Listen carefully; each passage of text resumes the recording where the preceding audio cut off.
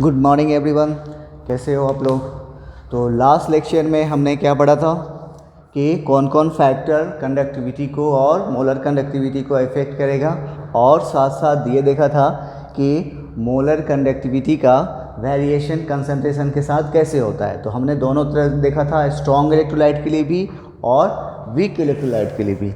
लेकिन आज लेक्चर आगे जाने से पहले एक तो होमवर्क हमने बोर्ड पर टांगा हुआ है, वो अलग है। दूसरी चीज़ एक बात ये करनी है कि जैसे आप कभी कहीं कोई प्रोग्राम देखने जाते हो तो वहाँ पे देखते होगे कि कुछ अच्छा लगता है तो हम लोग क्या करते हैं, ताली बजाते हैं, राइट। लेकिन हम जब लेक्चर देख रहे होते हैं वीडियो, तो यहाँ पे तो ताली नहीं बजा सकते। तो यहाँ पर भी अगर अच्छा लगा, हमें उससे हमें फ़ायदा हुआ, तो हमें कुछ करना चाहिए ताकि जो बनाया, जिसका वीडियो जिसने बनाया है, वो उसका मन इनक्रेज करना चाहिए। तो वो आप लोग नहीं करते हो, ठीक है।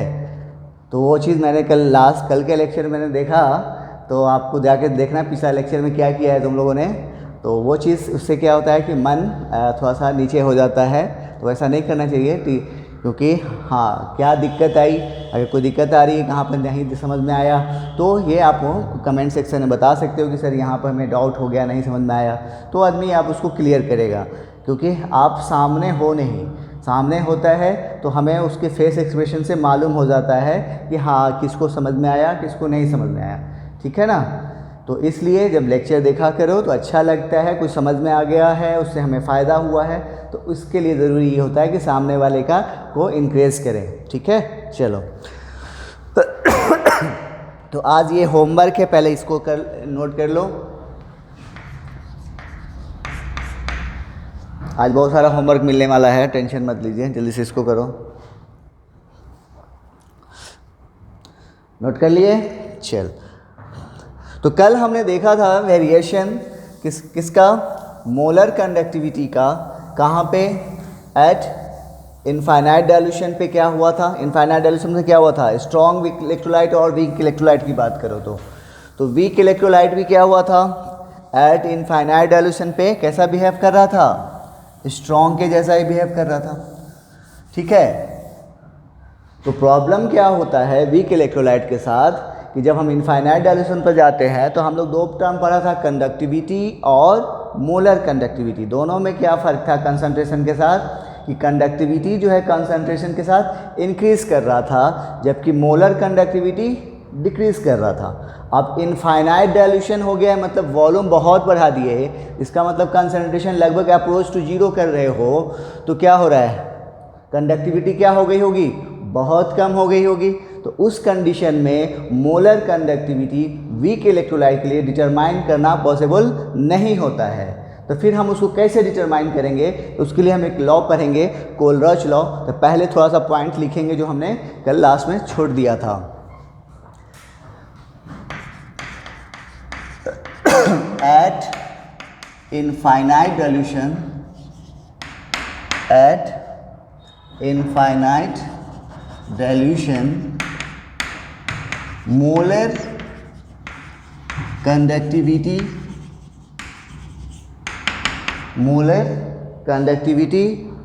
Of weak electrolyte can't be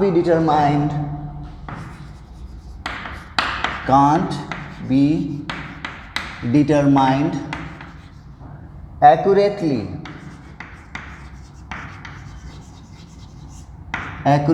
क्यों, because of very low value of conductivity, ठीक है। क्या होता है, इनफाइनाइट डाइल्यूशन में कंडक्टिविटी का वैल्यू क्या होता है, बहुत कम हो जाता है। इसीलिए हम जो है मोलर कंडक्टिविटी जो है आप एक्यूरेटली क्या कर सकते हैं, डिटरमाइन नहीं कर सकते। किसके लिए, वीक इलेक्ट्रोलाइट के लिए, ठीक है। चलो नोट करो यहाँ तक।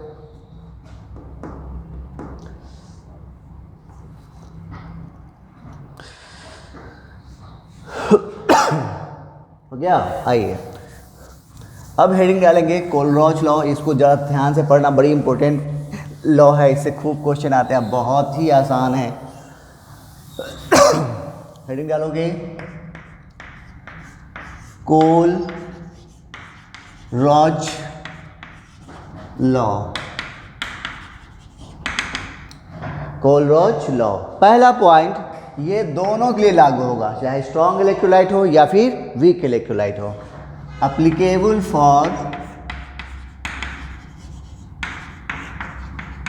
Both strong electrolyte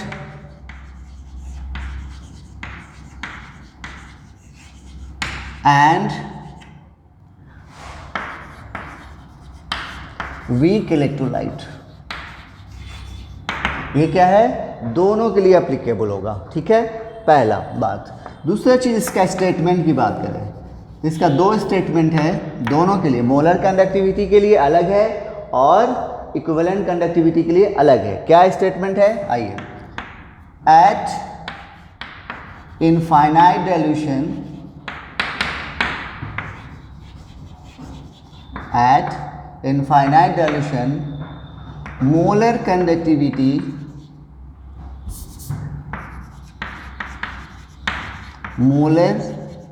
conductivity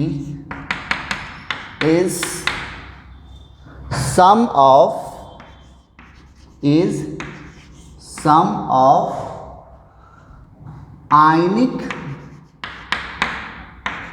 molar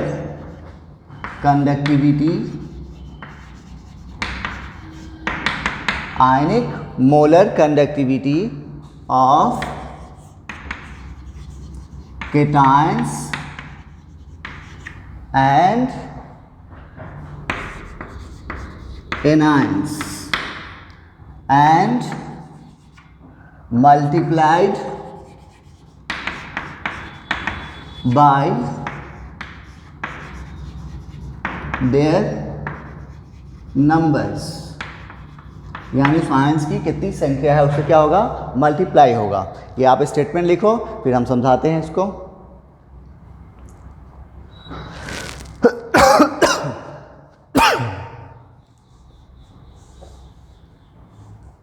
okay, आइए।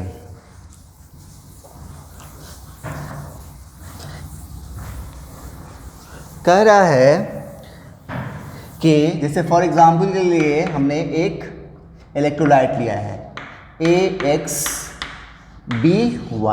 ये कोई इलेक्ट्रोलाइट है।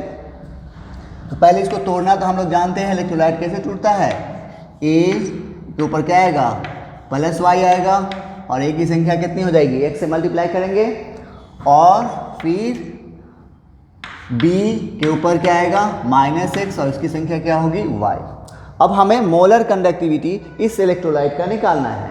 क्या निकालना है, मोलर कंडक्टिविटी इस इलेक्ट्रोलाइट का। कहाँ पे, एट इनफाइनाइट डाइल्यूशन पे। तो इनफाइनाइट डाइल्यूशन पे हम लोग कैसे दिखाते हैं, मोलर इनफाइनाइट डाइल्यूशन का पहचान क्या होता है, नॉट होगा या फिर यहाँ पे इनफाइनाइट का सिंबल होगा। ठीक है, इसका निकालना है AX और BY का। कैसे निकालोगे, तो सबसे पहले उस इलेक्ट्रोलाइट को क्या करो, आयंस में तोड़ दो।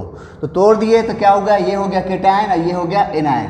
तो इन दोनों के अब क्या है, ये आयंस हो गया, तो इसका जो कंडक्टिविटी मोलर कंडक्टिविटी क्या कहलाएगा, आयनिक मोलर कंडक्टिविटी। ठीक है, तो क्या होगा यहाँ पे, तो मल्टीप्लाई, तो हम क्या करेंगे, तो मोलर कंडक्टिविटी ऑफ केटायन क्या हो जाएगा, M, और किसका है A, ये हो गया केटायन का, और इसकी संख्या कितनी है देखो, तो X, तो यहाँ पे X से मल्टीप्लाई करोगे। ठीक है, फिर प्लस चलोगे फिर एनायन के पास क्या है, B -X, और इसकी संख्या देखो तो क्या है, Y है। तो ये आपको क्या दे देगा, इसको दोनों को हमने क्या करेंगे, जब सबको जोड़ दोगे तो आपको किसका मिल जाएगा, इस इलेक्ट्रोलाइट का मोलर कंडक्टिविटी मिलेगा। कहाँ पे, एट इनफाइनाइट डाइल्यूशन पे। ठीक है, समझ में आया होगा थोड़ा सा। तो फॉर एग्जाम्पल से समझ लो, जैसे फॉर एग्जाम्पल हमें NaCl इलेक्ट्रोलाइट के तौर पे दिया है। अब हमें इसका हमको क्या निकालना है, आपको मोलर कंडक्टिविटी निकालना है। तो कैसे निकालोगे, सबसे पहले इसको आयंस में तोड़ो, Na+ और Cl-। अब मोलर कंडक्टिविटी हमें किसका निकालना है, NaCl का। तो क्या हो जाएगा, इस तरह से हम लिखेंगे। फिर molar sum of cation and anion. तो केटायन का देखो तो क्या करोगे, molar conductivity at infinite dilution of cation Na plus, इसका संख्या कितना है 1, तो यहाँ पर लिखे या ना लिखे कोई फर्क नहीं पड़ेगा, plus molar conductivity of anion, यहाँ पर इसकी संख्या 1 है तो नहीं हो गया। तो इस तरह से आपको molar conductivity of NaCl eight infinite dilution ऐसे निकल जाएगा। यानी अगर हमें इसका मोलर कंडक्टिविटी निकालना है तो हमें सोडियम आयन और क्लोराइड आयन का क्या चाहिए, आयनिक मोलर कंडक्टिविटी चाहिए। दोनों को जोड़ देंगे तो हमें इसकी NaCl की मोलर कंडक्टिविटी मिल जाएगी। जैसे कि एग्जाम्पल और देखो, फॉर वीक इलेक्ट्रोलाइट के लिए ले लो, जैसे एसिटिक एसिड, तो ये कैसे टूटेगा, CH3CO माइनस और H प्लस। अब हमें मोलर कंडक्टिविटी निकालना है एसिटिक एसिड का, तो कैसे निकालोगे, molar conductivity of acetic acid eight infinite dilution, यहाँ पर लिखो, और फिर इसके देखो कौन, ये है एनायन, ये है केटायन, दोनों का हम क्या करेंगे, सम करेंगे। तो molar conductivity of cation, cation के तौर पे यहाँ पे कौन है, H प्लस, उसकी संख्या देखो कितनी है 1 है, plus molar conductivity of anion, उसकी संख्या भी 1 है। तो ये हो गया आपको किसका, वो दोनों को अगर जोड़ दोगे तो आपको एसिटिक एसिड का क्या मिलेगा, मोलर कंडक्टिविटी मिल जाएगा। ठीक है, यहाँ तक नोट करो, एक दो और एग्जाम्पल करेंगे अभी।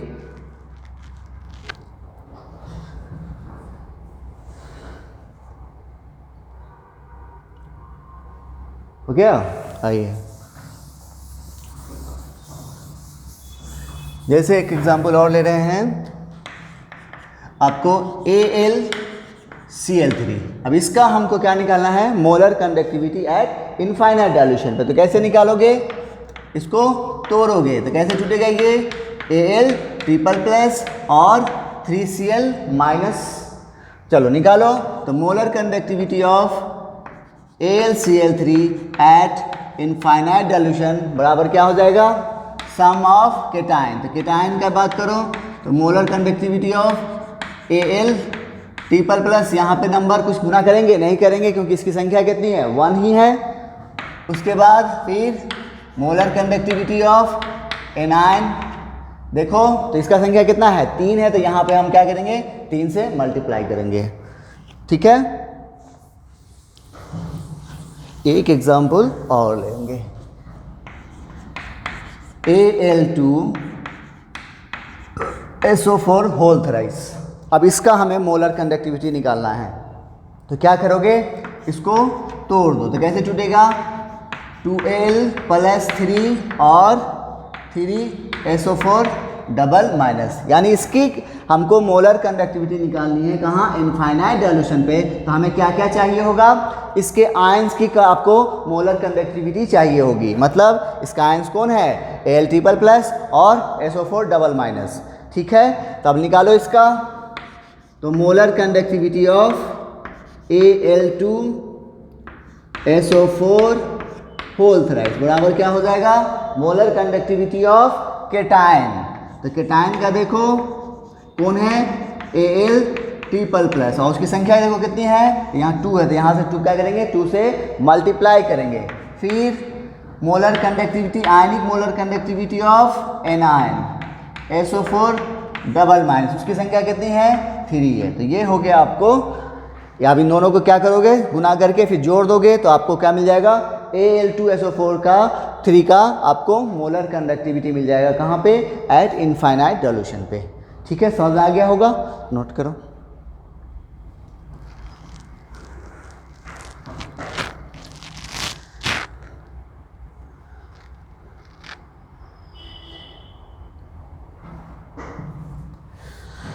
हो गया, चलिए। तो ये जो था अभी हमने जो देखा, ये किसके लिए था, मोलर कंडक्टिविटी के लिए था ना। हो इक्विवेलेंट कंडक्टिविटी के लिए थोड़ा सा चेंज है, इसलिए वो बताना अलग से बताना पड़ेगा। ठीक है, आइए statement 2,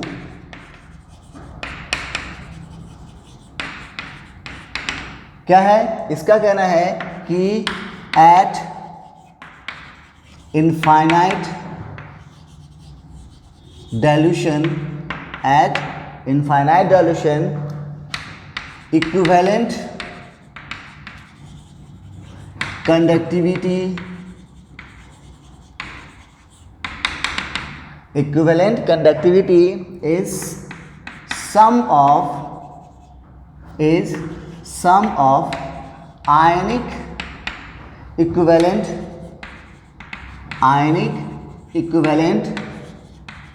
conductivity of cation and anion। दोनों में डिफरेंस पता चल गया कुछ? इसमें सिर्फ आपको क्या करना है, आयनिक इक्विवेलेंट कंडक्टिविटी केटायन और एनायन को जोड़ देना है। कैसे? जैसे देखो एग्जांपल Al, या फिर हम दूसरा एग्जांपल ले रहे हैं MgCl2। अब इसका हमें निकालना है क्या चीज़, equivalent conductivity at infinite dilution. तो क्या करोगे, इसको भी आप आयंस में तोड़ोगे। कैसे? ये कैसे टूटेगा, Mg+2 और 2Cl- ऐसे टूटेगा। हमें इसका क्या निकालना है, इक्विवेलेंट कंडक्टिविटी। तो क्या होगा, equivalent conductivity at infinite dilution किसका, MgCl। तो ध्यान से समझना, ठीक है, बराबर क्या होगा, equivalent conductivity at infinite dilution of cation plus equivalent conductivity of anion eight infinite dilution. Anion कौन है, Cl-। बस यहाँ पे ये 2 से मल्टीप्लाई नहीं करोगे, ये बात ध्यान रखना, ठीक है। ये इक्विवेलेंट कंडक्टिविटी में आपको क्या करना है, केटायन और एनायन का आयनिक इक्विवेलेंट कंडक्टिविटी को सिंपली क्या करेंगे, जोड़ देंगे। तो आपको equivalent conductivity at infinite dilution of electrolyte मिल जाएगा। जबकि मोलर कंडक्टिविटी में ऐसा नहीं करेंगे, ठीक है। इसको आप थोड़ा सा स्टार मार के रखोगे क्योंकि ये कंफ्यूज करेगा आपको, ठीक है। नोट करो, यहाँ तक नोट करो जल्दी से।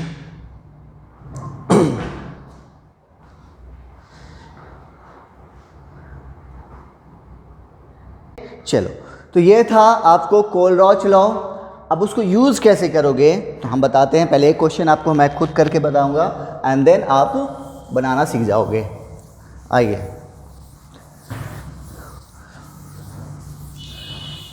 जैसे पहला एक क्वेश्चन छोटा सा ले रहा हूं मैं, कह रहा है फाइंड मोलर कंडक्टिविटी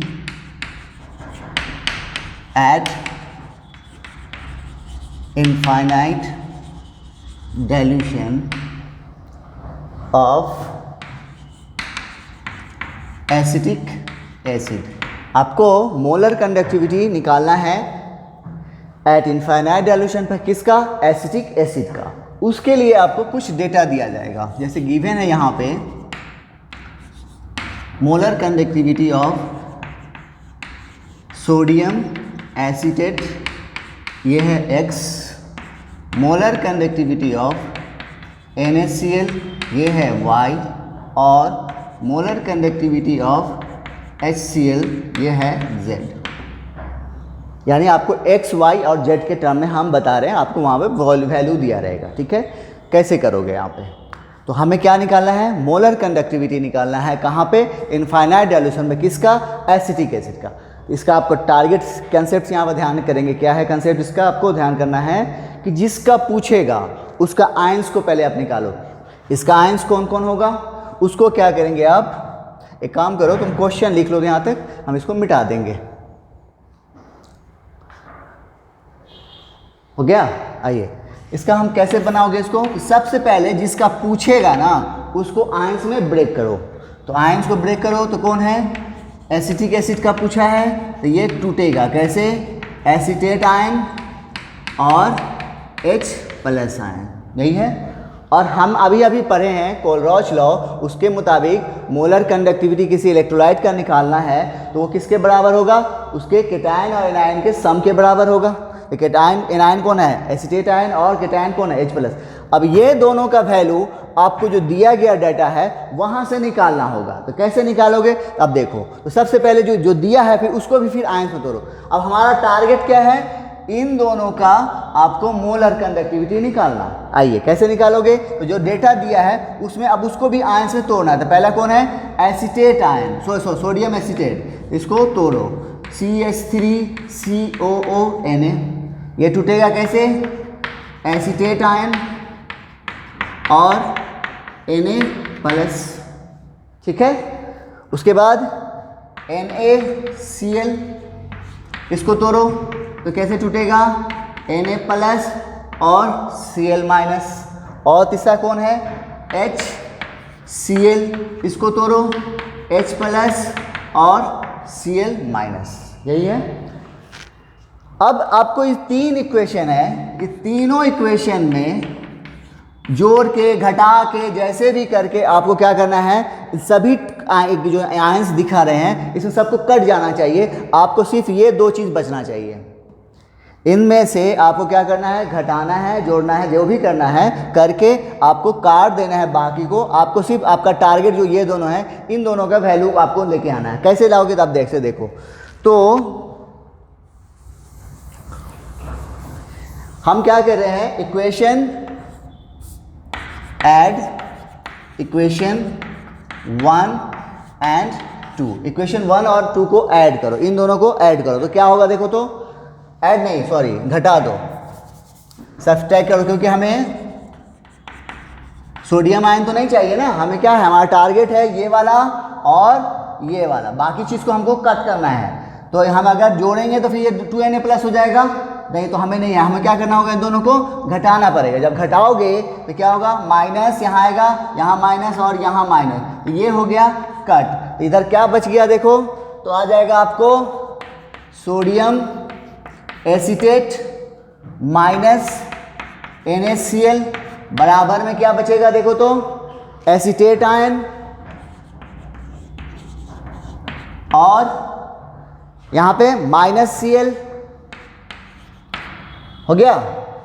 इनमें से इसको घटाने के बाद हमारे पास ये इक्वेशन आ गया, ठीक है। अब हमारे पास तीसरा इक्वेशन कौन है, HCl। अब इसको लेना है तो H+ और Cl-। अब इसको क्या कर रहे हैं हम कि हमको हमारा टारगेट ये है और ये है, बाकी को हटा देना है। तो सिंपली हम क्या करेंगे, घटाएंगे तो यहाँ माइनस आ जाएगा, तो माइनस फिर प्लस हो जाएगा, ये जुड़ जाएगा। हम क्या करेंगे, इसको सिंपल जोड़ देंगे। क्या करेंगे, जोड़ देंगे। ऐड करोगे तो ये हो गया कट। तो आप देखो क्या हो गया, CH3COO Na NaCl और प्लस HCl बराबर, देखो तो क्या आ गया इधर, CH3COO- और H+। देखो हमको यही चाहिए था, है ना, यही हमारा टारगेट है। यानी इन दोनों का अब हम जोड़ देंगे तो हमारे किसका मिल जाएगा, एसिटिक एसिड का मोलर कंडक्टिविटी का वैल्यू मिल जाएगा। ओके, तो अब क्या करोगे, तो ये जो वैल्यू दिख रहा है इसको थोड़ा सा अरेंज करो। तो अरेंज कैसे होगा, CH3COO Na plus HCl minus NaCl बराबर क्या है, CH3COO Na और सॉरी माइनस और H+। बस अब इन सब का वैल्यू आपको पुट कर देना है। इसका वैल्यू क्या था, x, इसका वैल्यू क्या था, z, और इसका वैल्यू क्या था, y। यही हो गया आपको, क्या हो गया, molar conductivity of acetic acid eight infinite dilution. समझ में आया कैसे करोगे, फिर से मैं समझाऊंगा इसको, क्योंकि यही हमारा काम क्वेश्चन बनाने का तरीका है। आपको क्या करना है, जिसका पूछेगा उसको क्या करोगे, सबसे पहले आयंस में तोड़ोगे। जैसे इसमें पूछा गया था एसिटिक एसिड का, आपको क्या किया हमने, एसिटिक एसिड को तोड़ दिया आयंस में, तो टूट गया कैसे, एसीटेट आयन और H+। अब आपका टारगेट यह है कि वो जो आयंस में टूटा है उसका आपको क्या करना है, आयनिक मोलर कंडक्टिविटी निकालना है। तो कैसे निकालोगे, तो उसके लिए वहाँ पर जो डेटा दिया जाएगा उसको फिर आयंस में तोड़ो और उसको जोड़ के घटा के गुना करके जैसे भी करके आपको क्या करना है, वही दोनों जो आपका टारगेट है वो अचीव करना। जैसे इस क्वेश्चन में हमें इन दोनों का वैल्यू चाहिए था, तो हमारे पास 3 इक्वेशन बने, तो हमने क्या किया, फर्स्ट और सेकेंड को क्या किया, घटाए, तब हमारे पास ये इक्वेशन आया, और फिर जो आया उसमें हमने क्या किया, थर्ड इक्वेशन को जोड़े, तब फाइनली हमारे पास जो भी आयंस थे वो सब कट गए, और हमारे पास ये जो हमारा टारगेट था वो मिला, वो आयंस मिल गया। एंड देन इसको जोड़ेंगे तो हमें क्या मिल जाएगा, एसिटिक एसिड का मोलर कंडक्टिविटी मिल जाएगा। तो उसके बाद जो सामने है, तो इन सब का वैल्यू आपको मोलर कंडक्टिविटी का वैल्यू दिया हुआ था, वो वैल्यू रखें, हमारा आंसर आ गया। कर लोगे? ठीक है, चलिए नोट कीजिए, तब क्वेश्चन देखते हैं इस पे।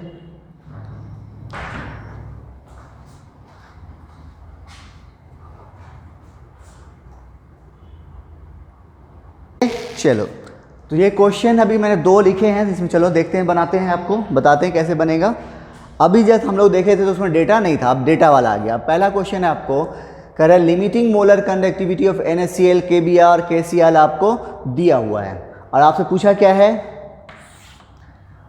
Limiting molar conductivity of NaBr। तो हमने आपको क्या बताया है, जिसका पूछेगा उसको सबसे पहले आयंस में ब्रेक करोगे। तो जिसका पूछा किसका है, NaBr का, NaBr को आप आयंस में ब्रेक करो, NaBr क्या हो जाएगा, Na प्लस और Br माइनस। अब आपका टारगेट क्या होगा कि किसी तरह से Na प्लस और Br माइनस का आपको क्या निकालना है, आयनिक मोलर कंडक्टिविटी निकालना है। ये कैसे निकालोगे, तो गिवन डेटा से आपको क्या करना है, जोड़ घटाओ गुना भाग करके आपको निकालना है। तो देखो आपके पास जो डेटा है क्या क्या है, देखो तो सबसे पहले है एक NaCl, फिर उसको भी हम क्या करेंगे, तोड़ेंगे, Na प्लस और Cl माइनस, फिर क्या है KBr, तो ये कैसे छूटेगा, K प्लस और Br माइनस, और तीसरा क्या है KCl, ये कैसे छूटेगा, K प्लस और Cl माइनस। अब हमारा टारगेट क्या है, Na प्लस और Br माइनस, बाकी जो K प्लस है और Cl माइनस हमें फाइनल इक्वेशन में नज़र नहीं आना चाहिए, वो कट जाना चाहिए। इसके लिए क्या करेंगे, तो हम इन दोनों इक्वेशन 1 हुआ, 2 हुआ और ये हुआ 3, तो हम 2 और 3 को क्या कर रहे हैं, घटा रहे हैं। तो क्या हो गया, यहाँ देखो तो ये हो गया K प्लस कट गया, तो क्या आ गया, KBr माइनस KCl बराबर क्या बच गया, देखो तो Br माइनस और Cl माइनस आया। अच्छा, और अब अभी हमारे पास पहला इक्वेशन है, उसको हम क्या करें, यहाँ पे लेके आए। आप क्वेश्चन नोट कर लो तो जल्दी से।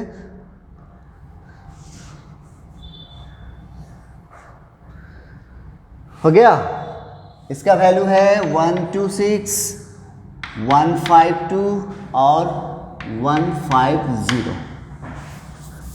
आइए, अब हमारे पास जो है क्वेश्चन आया है KBr माइनस KCl बराबर क्या है, Br माइनस और माइनस Cl माइनस, और हमारे पास पहला इक्वेशन बचा हुआ है NaCl वाला, तो NaCl बराबर क्या हो जाएगा, Na प्लस और Cl माइनस। अब दोनों को जोड़ दो, जोड़ोगे तो क्या होगा, ये दोनों कट गया। हमारा टारगेट क्या था, Na प्लस और Br माइनस, ये दोनों आ गया, बाकी देखो अब कट गया। तो यहाँ पे बचा क्या, देखो तो NaCl plus KBr minus KCl इस तरफ हुआ, इधर क्या बचा, Na प्लस और Br माइनस, यही हमें चाहिए था। देखो इन दोनों को अगर जोड़ देते तो हमें किसका मिल जाएगा, मोलर कंडक्टिविटी NaBr का मिलेगा। तो इसके सामने क्या दिख रहा है, ये सब, अब इनका वैल्यू पुट करो, तो NaCl का वैल्यू कितना है, देखो 126